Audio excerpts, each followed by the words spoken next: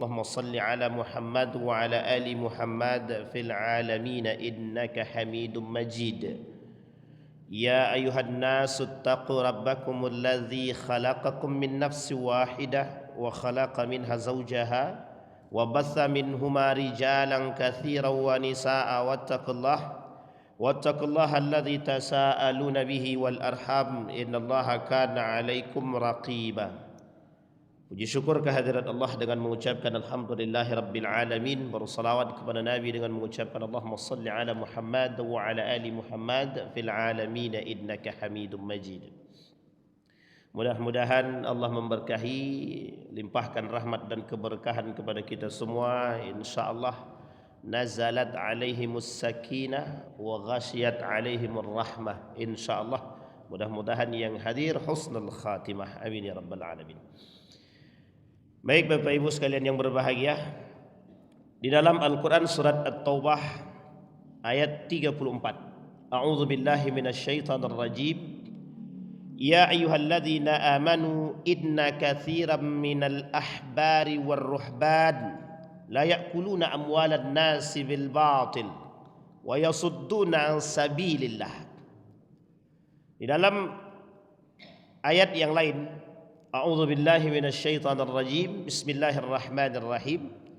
La taghlu fi dinikum ghairal haqqi wa la tattabi'u ahwa'a qaumin qad dallu min qablu wa adallu katsira wa dallu an sawa'is sabil.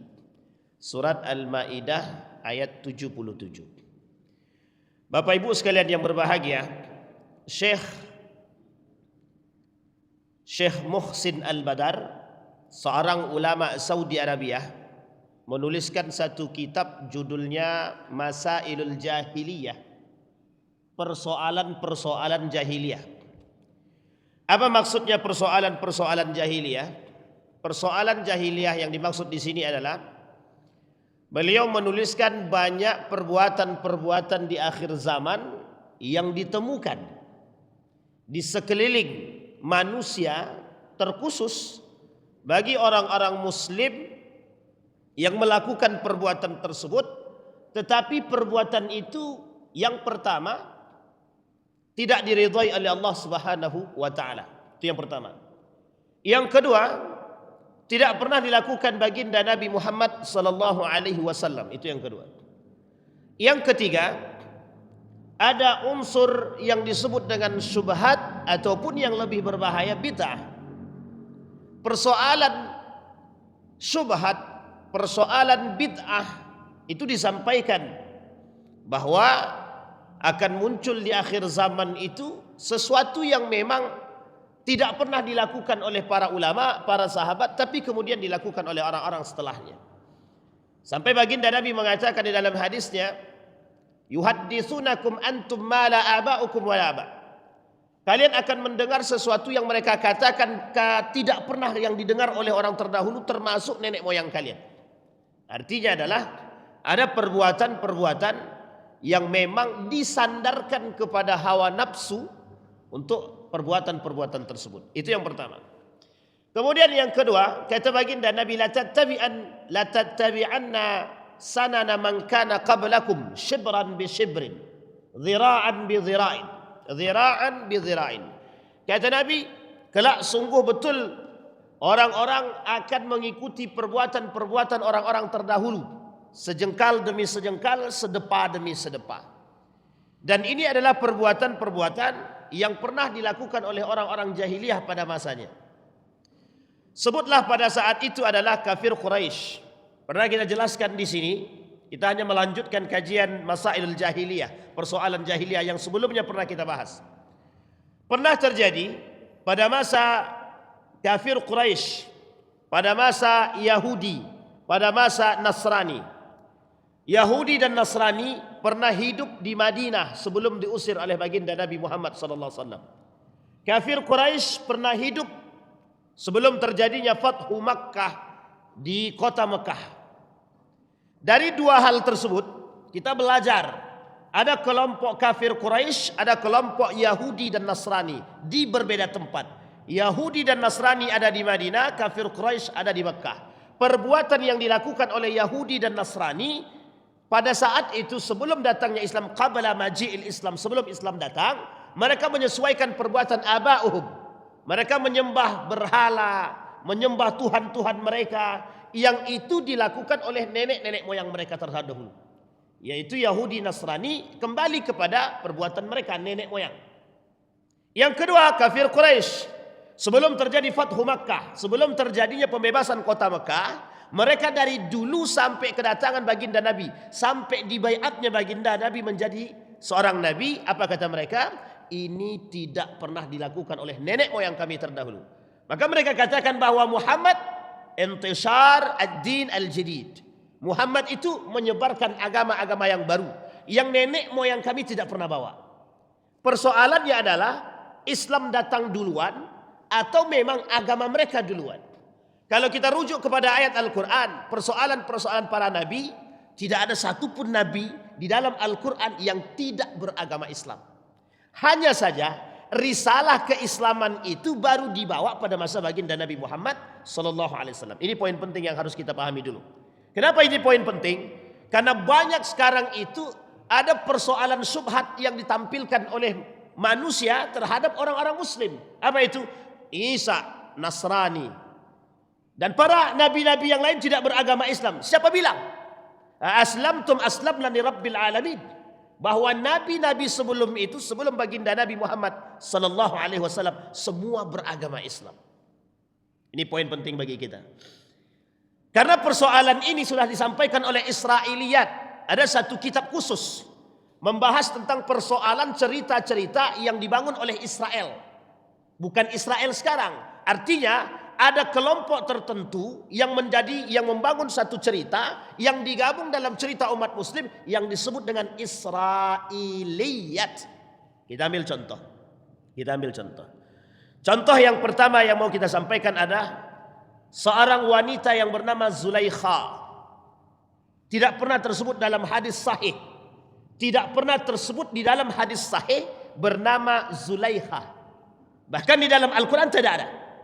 Cerita tentang Nabi Yusuf dengan Zulaikha itu tidak pernah disebut di dalam Al-Quran ataupun hadis sahih, tak ada. Namanya Zulaikha tak ada. Tetapi oleh kelompok Israiliyat diambil dari beberapa hadis. Ada satu hadis yang dianggap palsu sebagian para ulama atau lemah sangat, maka menyebut nama Zulaikha. Maka diangkatlah ini.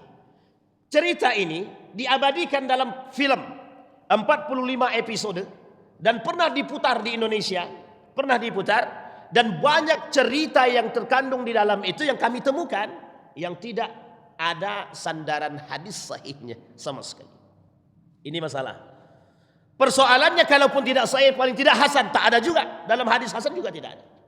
Jadi ini masalah bagi kita. Karena memang banyak yang tidak disampaikan oleh baginda Nabi tapi dibuat dalam cerita. Yang kedua, persoalan para nabi. Dari kami kecil itu disampaikan. Dalam pelajaran agama yang dikeluarkan oleh Kementerian Agama.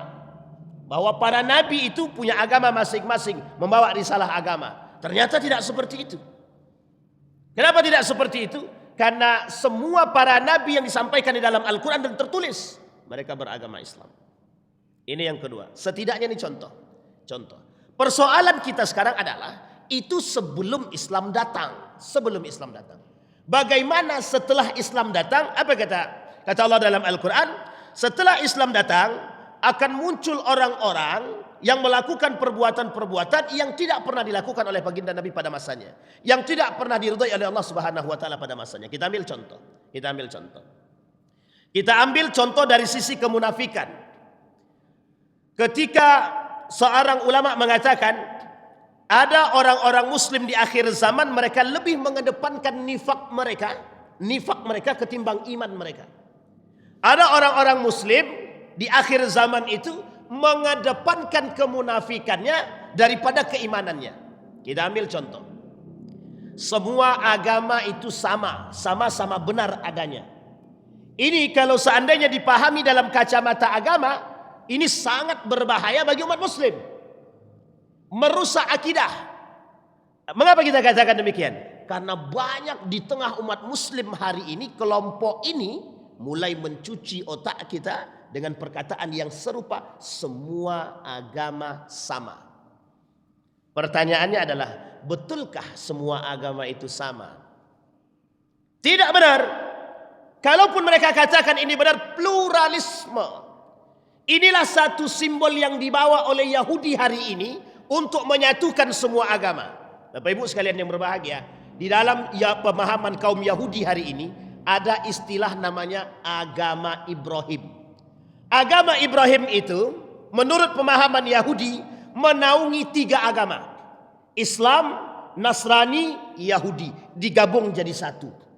Maka bahasa ini disebut oleh para ulama pluralisme. Pertanyaannya adalah, apakah agama yang 2 ini benar? Kalau Islam, innad dina 'indallahil Islam. Tak ada agama yang paling benar selain daripada Islam. Kalau ini kita bicarakan lebih lantang di depan, banyak orang yang tidak setuju. Tapi kita bicara dalam Islam. Kita bicara dalam kelompok muslim. Wajar bahwa agama yang paling benar itu adalah Islam. Innad dina 'indallahil Islam. Tak ada agama lain. Pertanyaannya adalah, mengapa agama Nasrani dan Yahudi diambil, dimasukkan, digabung dengan Islam menjadi satu agama yang disebut dengan Abrahamic religion, agama Ibrahim? Alasannya adalah bahwa bapak semua nabi, bapaknya para nabi, bapaknya para agama, mereka anggap adalah Ibrahim. Ibrahim melahirkan Isa, Ibrahim melahirkan Musa, dan Ibrahim melahirkan nabi-nabi yang lain, kata mereka. Pertanyaannya, dari sekian banyak, Nabi Ibrahim melahirkan beberapa agama, termasuk salah satunya Islam. Sehingga kata mereka, tempat pucuk utamanya adalah Ibrahim yang melahirkan 3 agama besar, Yahudi, Nasrani, dan Islam. Oleh mereka satu tempat. Tapi ingat, ada kerancuan berpikir. Ketika Islam disebar, mereka tidak menganggap bahwa Islam ini datang dari sisi Ibrahim. Tapi ketika mereka ingin menyatukan semua agama, kata mereka Islam juga bagian daripada Ibrahim. Jadi Bapak Ibu, Yahudi punya cita-cita hari ini untuk menyamakan semua agama. Kalau mengakui keberadaan agama, pluralisasi. Dalam dunia pemikiran disebut dengan pluralisasi. Plural itu benar bahwa agama itu majmuk, banyak di sini. Ada Kristen, ada Buddha, Hindu, Islam, Konghucu, dan lain sebagainya. Banyak. Itu yang diakui dalam undang-undang. Tetapi persoalan kita adalah kita dituntut untuk mengakui kebenaran agama yang lain. Enggak bisa. Itu yang diharamkan. Itu yang tidak dibenarkan. Itu yang dikatakan merusak daripada akidah. Dulu orang kafir kafir Quraisy, apa kata mereka? Muhammad, hari ini kami sembah Tuhanmu, besok engkau sembah Tuhan kami. Apa jawaban baginda Nabi? Lakum dinukum waliyadin. Agamamu agamamu, agamaku agamamu. Kami tidak akan menyembah Tuhan kalian dan kalian tidak akan menyembah Tuhan kami. Bayangkan tegasnya Nabi terhadap orang kafir Quraisy, berbicara di hadapan orang kafir Quraisy. Tapi apa yang dilakukan oleh umat muslim hari ini? If you cannot beat them, you join us. Ini umat muslim.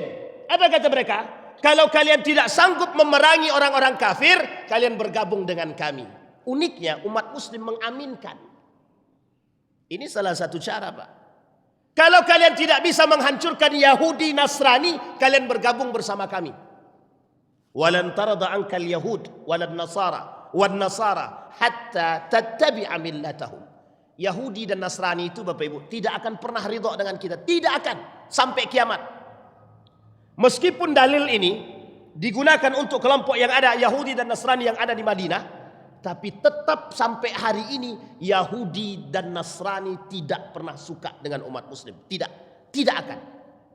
Salah satu yang mereka lakukan adalah untuk merusak Islam. Apapun akan mereka lakukan untuk merusak nilai-nilai Islam.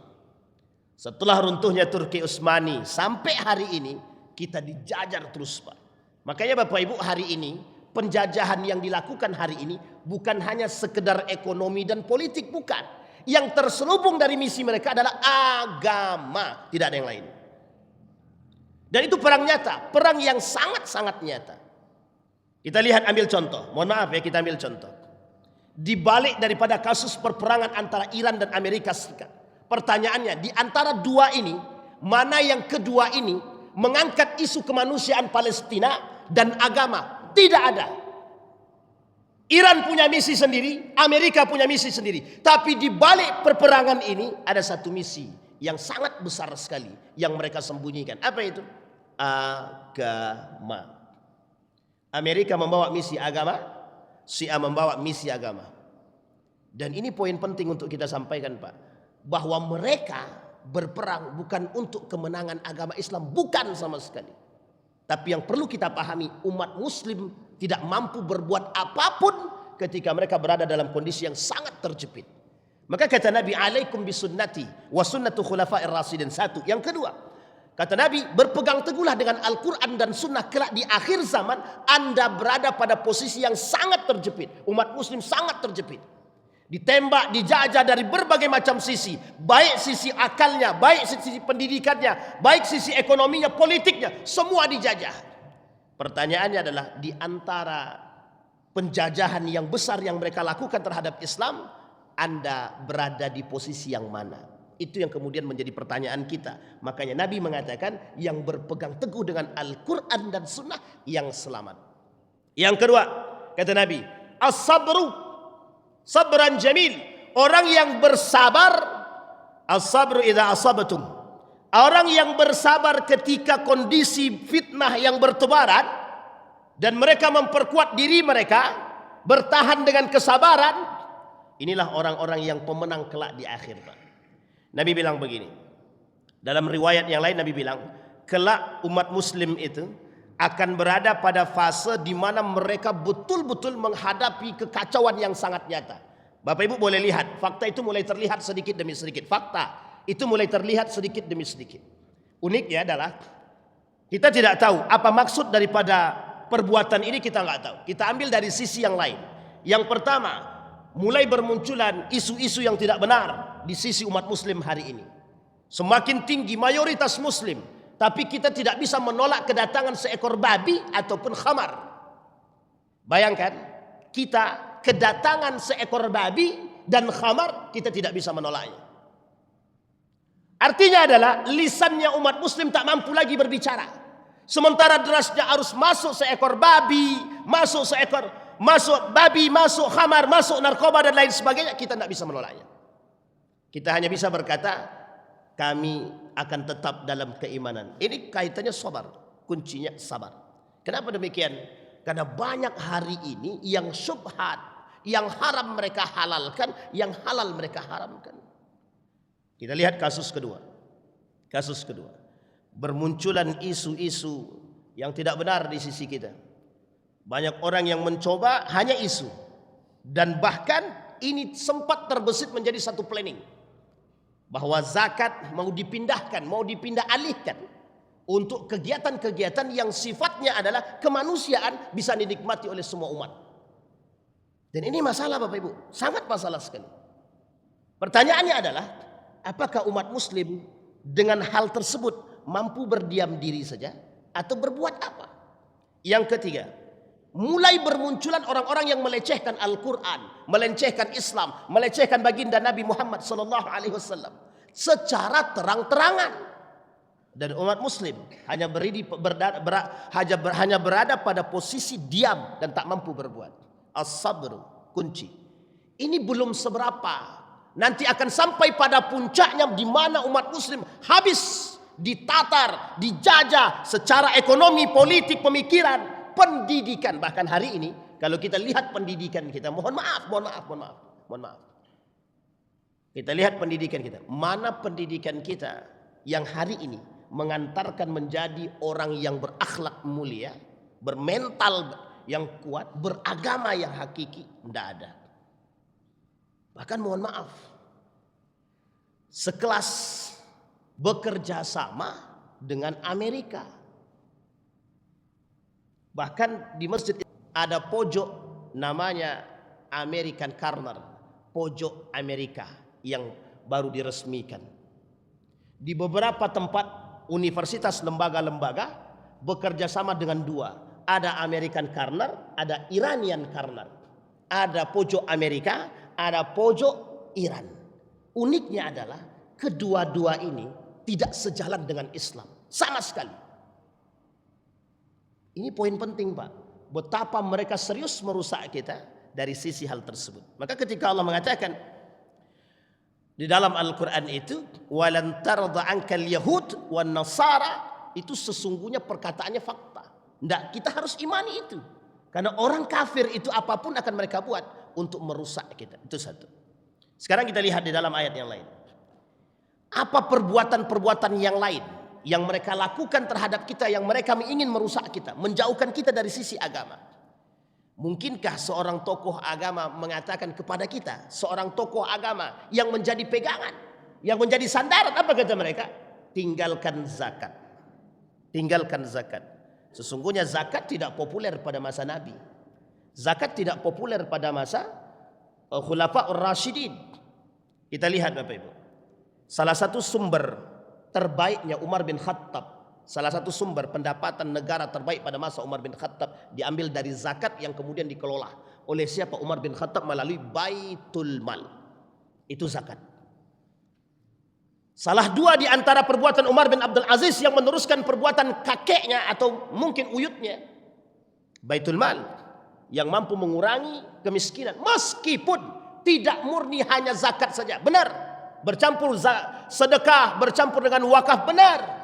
Tapi setidaknya peran zakat menjadi poin penting. Ini harus dipahami Pak dari sisi ini. Artinya kita tidak berbicara pada persoalan zakatnya, kita berbicara pada persoalan bagaimana mereka merusak pemikiran kita. Ini kaum-kaum liberal Pak, yang punya kerjaan liberalisme. Kaum-kaum liberal. Maka Bapak Ibu kata Imam Al-Ghazali, la yattaqilun. Kita ini jangan sampai terjebak dalam persoalan agama. Kita beribadah amrul ma'ruf, tahajud kita jalan baik, duha kita jalan bagus, hafalan Quran kita bagus. Tapi persoalan mungkar kita diam. Persoalan kemungkaran kita tak berani berbuat. Persoalan kemungkaran yang nyata-nyata terjadi di dalam diri kita, dalam tubuh umat muslim, kita tak berani berbuat apapun. Bapak Ibu sekalian yang berbahagia, ini masalah umat muslim hari ini. Ruh perjuangan kita sudah mulai hilang sedikit demi sedikit. Kenapa demikian? Itu yang harus mereka redupkan.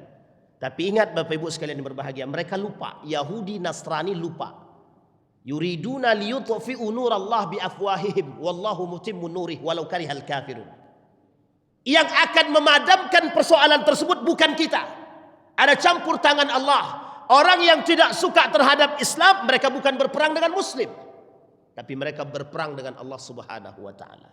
Maka kata Allah dalam Al-Quran, yuriduna liyutfi'u nurallah. Mereka ingin memadamkan cahaya-cahaya agama, cahayanya Allah. Apa kata Allah? Wallahu mutimmu nurih. Allah lebih paham dengan hal tersebut. Walau karihal kafirun, sekalipun orang kafir tidak suka. Ini yang dilakukan Pak. Maka salah satu cara mereka untuk merusak kita hari ini adalah, satu, dicuci otaknya para mereka yang mengerti agama. Mereka campurkan, mereka masukkan unsur-unsur subhat dan bid'ah ke dalam pemikiran-pemikiran mereka, sehingga dari pemikiran-pemikiran tersebut lahir kesesatan. Dal wa adal. Ini yang disampaikan, dal, sesat dan menyesatkan. Orang kalau sudah tidak berpegang teguh dengan Al-Quran, maka bisa menyesatkan. Bahkan Bapak Ibu, di akhir zaman itu kata Nabi, Huzaifah bertanya kepada Nabi, berbicara kepada Nabi tentang persoalan agama, persoalan dosa. Dijawab sama Nabi, du'atun ila abwabi jahannam, kata Nabi. Kelak di akhir zaman itu akan lahir, mohon maaf, du'atun. Duat di sini artinya adalah para dai, mengajak kepada neraka jahanam. Du'atun ila abwabi jahannam. Mereka mengantarkan kita kepada neraka jahanam.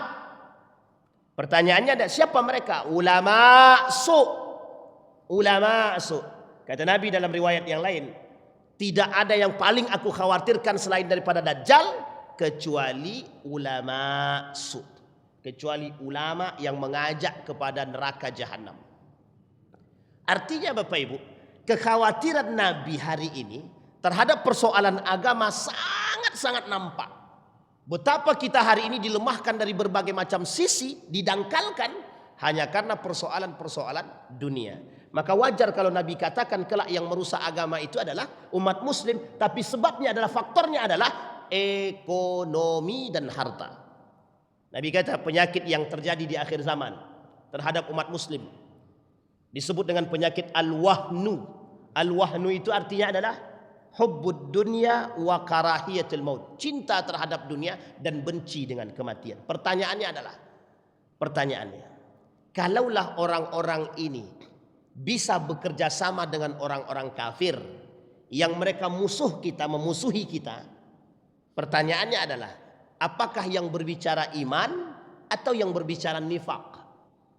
Kalaulah umat muslim yang mengaku mengerti agama bekerja sama dengan musuh kita yang nyata-nyata mereka deklarasi musuh dengan kita, dengan Islam, dan kita bekerja sama dengan musuh kita, kira-kira yang ditampakkan iman atau nifak? Iman atau nifak? Maka kalau ada umat muslim bekerja sama dengan orang kafir, dalam kafir di sini adalah kafir yang menjadi nyata-nyata menjadi musuh kita, musuh. Namanya kafir harbi, kafir yang memerangi kita. Kita kerjasama dengan mereka, masuk dalam kategori yang pertama pengkhianat, yang kedua kategori orang-orang munafik. Jadi Bapak Ibu sekalian yang berbahagia, kita sekarang ini sedang diserang dari sisi ini. Kita sedang diserang dari sisi pemikiran. Bermunculan orang-orang yang tidak suka dengan Islam, tapi mereka umat muslim, bukan orang lain. Maka wajar ketika Bapak Ibu melihat runtuhnya Andalusia, runtuhnya dinasti Abbasiyah. Salah satu penyebab runtuhnya dinasti Abbasiyah, munculnya aliran-aliran yang sesat. Sekarang kita lihat Bapak Ibu di Indonesia ini. Di Indonesia, kita nggak bicara yang lain. Berapa banyak aliran sesat yang muncul hari ini di Indonesia? Hampir 1000 lebih. Majelis Ulama merangkum lebih dari 1000 aliran sesat muncul di Indonesia. Aliran sesat. Maka disampaikan oleh Allah dalam Al-Quran. Kata Allah, la taghlu fi dinikum. Jangan kalian berlebihan dalam urusan agama. Maksudnya apa? Tidak boleh kita radikal terhadap agama. Boleh, wajib. Hukum kita radikal terhadap agama wajib. Yang tidak boleh itu radikalisme. Yang radikal wajib Pak. Radikal itu Bapak Ibu taat agama, sholat tahajudnya jalan, duhanya oke, baca Quran jelas, puasanya jelas. Ini namanya radikal Pak. Radikal itu adalah berpegang teguh dengan unsur agama dan Bapak Ibu terapkan dalam kehidupan. Itu biasa. Dan memang seperti itu harusnya umat muslim. Yang dilarang itu radikalisme, ekstremisme. Sebabnya apa? Fanatisme. Sebabnya adalah fanatisme. Salah juga, kata Nabi, kita benarkan. Kita ambil contoh.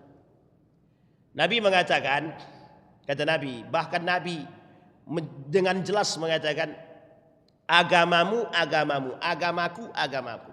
Kita datang dengan gaya baru, semua agama itu sama. Nikah beda agama boleh. Pacaran itu tidak masalah. Orang yang berzina itu kalau suka sama suka tidak zina. Ini kan sudah rusak Pak. Sudah sangat rusak sekali. Tapi persoalannya adalah datang orang-orang yang mengerti agama. Mereka yang kemudian mengatakan demikian. Apa hukumnya? Hukumnya takzim kepada seorang soleh yang berlebihan. Bapak Ibu ada orang soleh. Bapak Ibu cium tangannya, cium kakinya. Bapak Ibu minum air bekas kakinya. Dia soleh. Soleh. Boleh apa tak boleh itu? Boleh apa tak boleh? Ini Pak, mohon maaf Pak, yang kayak gini ini fanatik. Fanatisme ini yang merusak agama. Yang merusak agama itu begitu. Tak pernah berlebihan Pak. Nabi melarang kita berlebihan dalam urusan agama. Maksudnya adalah sesuatu yang tidak dibenarkan, yang tidak sejalan. Jangan gunakan hawa nafsu untuk beragama. Jangan gunakan hawa nafsu untuk beragama. Kadang karena toleransi kita berlebihan. Kita ambil contoh. Masih ada Pak di Indonesia ini Bapak Ibu, orang muslim tapi ikut ritual tidak muslim. Itu banyak Pak, banyak sangat. Kata mereka, kami cuma hanya sekedar menjaga dan bertoleransi. Pertanyaannya toleransi apa? Itu namanya toleransi yang kebablasan. Dan itu berada di sekitar kita Bapak Ibu, berada di sekitar kita. Banyak sekali perbuatannya. Kita ambil contoh yang paling nampak lagi. Saya pernah dengar itu Pak. Apa kata mereka? Ibu-ibu hamil tidak boleh duduk di depan pintu. Pamali. Ini kalau umat muslim percaya begini, itu udah syirik dia itu Pak. Udah syirik itu. Kalau umat muslim yang percaya. Dalam bahasa agama disebut dengan tiara. Tiara. Apa hukumnya tiara itu? Haram. Tiara itu kita keluar dari rumah, tengok ada burung terbang. Oh nanti akan ada yang mati nih. Ini kebiasaan umat. Artinya kata Nabi besok itu tradisi-tradisi yang tidak sesuai dengan Islam itu bertebaran. Cuma Anda ikut mana? Ikut Islam kah atau ikut tradisi kah? Maka berbahagialah orang-orang yang berpegang teguh dengan nilai tersebut. Karena memang tidak salah Pak. Perkataan itu tidak salah. Buktinya, nyatanya hari ini aliran sesat mana yang tidak eksis di Indonesia? Eksis Pak, eksis. Bayangkan, eksisnya mereka, eksistensinya mereka, pengikutnya tidak 1, 2, 3, ribuan. Yang sesat aja pengikutnya ribuan. Kok yang lurus nggak ada yang ikut? Itu masalah kita Pak. Yang lurus kok nggak ada yang ikut? Tapi yang sesat banyak ngikut. Pertanyaannya adalah apakah ada pemimpin mereka? Ada. Mengerti agama? Mengerti. Ini yang disebut dengan du'atun ila abwabi jahannam. Sekarang perhatikan Pak. Mudah sekali mereka merecehkan Islam, merecehkan agama, merecehkan Al-Quran. Tidak ada. Tidak punya rasa bersalah. Mohon maaf Pak, ketika mereka minta maaf terhadap kita itu biasa.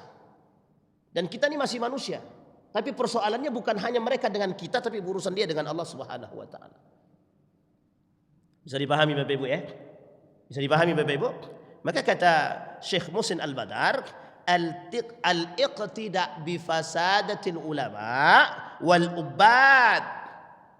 Akan muncul persoalan-persoalan yang rusaknya mereka disebabkan karena fasadatil ulama.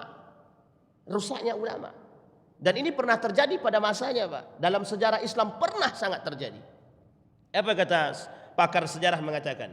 Salah satu sebab runtuhnya satu kerajaan itu pernah terjadi pada masa Andalusia. Rusaknya atau runtuhnya Andalusia itu, rusaknya keislaman di Andalusia itu disebabkan karena apa? Disebabkan karena fasadatil ulama pada saat itu. Kita ambil contoh yang lain di Andalusia Pak. Yang di Andalusia ini, sebelum Andalusia itu tidak ada umat muslim mengenal musik berlebihan, tak ada. Tapi ketika Andalusia berjaya, ada seorang pemuda, saya lupa namanya, itu mengenalkan Ziryab namanya, Ziryab. Boleh Bapak Ibu cek dalam sejarah, ada namanya Ziryab. Ziryab ini pandai main musik Pak. Pandai main musik, pandai banget main musik itu, Ziryab itu. Bapak Ibu perhatikan dampak daripada perbuatan Ziryab di Andalusia. Sampai orang-orang Andalusia mengenal musik. Apa yang terjadi? Kenikmatan mereka dengan musik atau menikmati musik tersebut, mereka lupa dengan agama. Lemah agama dibuat Pak. Jadi kalau ada orang yang berpendapat bahwa musik itu haram, itu tidak salah. Karena memang ada ulama yang mengharamkan musik tersebut. Karena ada dampaknya. Itu sejarah yang menyebabkan mereka lalai daripada agama. Perhatikan di Indonesia hari ini. Berapa banyak hiburan-hiburan itu yang lebih diutamakan ketimbang agama. Bahkan pelakunya pun, mohon maaf, memasukkan unsur-unsur musik, goyang, joget ke dalam agama. Dan itu uniknya lagi dipamerkan. Begitulah keadaan kita. Maka Bapak Ibu sekalian yang berbahagia, apa nasihat daripada Syekh Muhsin Al-Badar? Kata Syekh Muhsin Al-Badar, man istamsaka bil kitab wa sunnah faqad najat. Yang berpegang teguh dengan Al-Quran dan sunnah, merekalah yang selamat. Pertanyaan muncul, bagaimana kami berpegang teguh dengan Al-Quran dan sunnah? Satu, at-tadabbur bil Quran. Apa maksudnya at-tadabbur dengan Al-Quran? Menjalankan kehidupan kita mengembalikan nilai-nilai kita kepada Al-Quran. Itu yang pertama. Yang kedua, ada satu kitab judulnya Al-Yawmun Nabi sallallahu alaihi wasallam. Yauman Nabi, Al-Yawm Yauman Nabi. Berperilaku seperti perbuatan-perbuatan yang dilakukan oleh baginda Nabi Muhammad sallallahu alaihi wasallam. Yang ketiga, Khulafa'ur Rasyidin min ba'di. Menjalankan sunnah-sunnah Khulafa'ur Rasyidin, para sahabat-sahabat Nabi. Salahkah? Tak salah sama sekali. Haruskah? Harus, Pak. Meskipun ada satu pernyataan di dalam dianggap hadis tapi batil. Tapi seorang ulama pakar hadis mengatakan faktanya sahabat Nabi memang begitu. Sampai dikatakan Bapak Ibu sekalian yang berbahagia, ashabi kan nujub. Tapi ini pernyataan. Ashabi kan nujub. Sahabat-sahabatku kata Nabi seperti bintang-bintang. Tapi jangan pahami hadisnya, Pak. Pahami teksnya saja. Ini kata Nabi. Ashabi kan nujub. Sahabat-sahabatku seperti bintang-bintang. Pertanyaannya mengapa Nabi bilang begitu? Man iqtadaitum ihtadaitum. Yang mengambil faidah dari perjalanan hidup para sahabat, mereka akan mendapatkan hidayah petunjuk. Artinya Bapak Ibu, Nabi ingin katakan, berpegang teguh dengan perbuatan-perbuatan para sahabat itu baik, Pak. Kita ambil contoh. Sahabat Nabi menghidupkan Ramadan itu seperti apa? Satu di antaranya sahabat Nabi yang paling sedikit mengkhatamkan Al-Quran satu hari satu. Ini kalau kita bisa kita buat, ini tradisi bagus, tradisi yang baik, tidak ada masalah. Bahkan Utsman ibn Affan itu bisa mengkhatamkan Al-Quran 8 kali dalam satu hari satu malam. 8 kali satu hari satu malam. Bisa dipahami Bapak Ibu? Nah yang begini-begini ini yang harus. Bukan mohon maaf yang sifatnya gak jelas. Kayak gak ada kerjaan gitu. Kita ziarah kubur. Nanti sampai di kubur kita buat semua macam yang tidak dilakukan oleh baginda Nabi. Banyak, Pak. Ini perbuatan-perbuatan yang hulu dalam urusan agama. Ini persoalannya persoalan fanatisme. Fanatik dalam beragama. Nah Bapak Ibu, kata para ulama, salah satu penyebab terjadinya penyimpangan agama di tengah umat muslim itu adalah fanatisme. Jadi fanatik itu boleh, tapi dengan ilmu, Pak. Fanatik, taklid itu boleh dengan ilmu. Kalau tidak ada ilmunya sesat dan menyesatkan. Pasti, Pak, pasti sesat dan menyesatkan. Makanya, Pak, hari ini tuh kalian ikut siapa? Kami ikut dia. Dia itu siapa? Kami ikut guru. Lah gurunya aja berpelukan dengan perempuan yang bukan mahramnya. Kok bisa diikuti? Itu yang disebut dengan ittiba'ul hawa fiddin, mengikuti hawa nafsu dalam beragama. Maka yang disebut la taghlu fi dinikum itu, jangan berlebihan dalam agama, itu adalah mengikuti hawa nafsu. Maka Bapak Ibu sekalian berbahagia, berjalanlah dengan iman, melihatlah dengan hati, dengan perbuatan-perbuatan yang dilakukan oleh baginda Nabi, insyaallah yang kita lakukan baik, yang kita jalankan baik, sejauh kita masih istiqamah dalam agama dan berpegang teguh dengan nilai-nilai agama, insyaallah kita diselamatkan daripada aliran-aliran sesat, aliran-aliran yang merusak. Mudah-mudahan apa yang kita sampaikan bisa bermanfaat bagi kita semua. Fa'tabiru ya ulil absar la'allakum tuflihun. Assalamualaikum warahmatullahi wabarakatuh.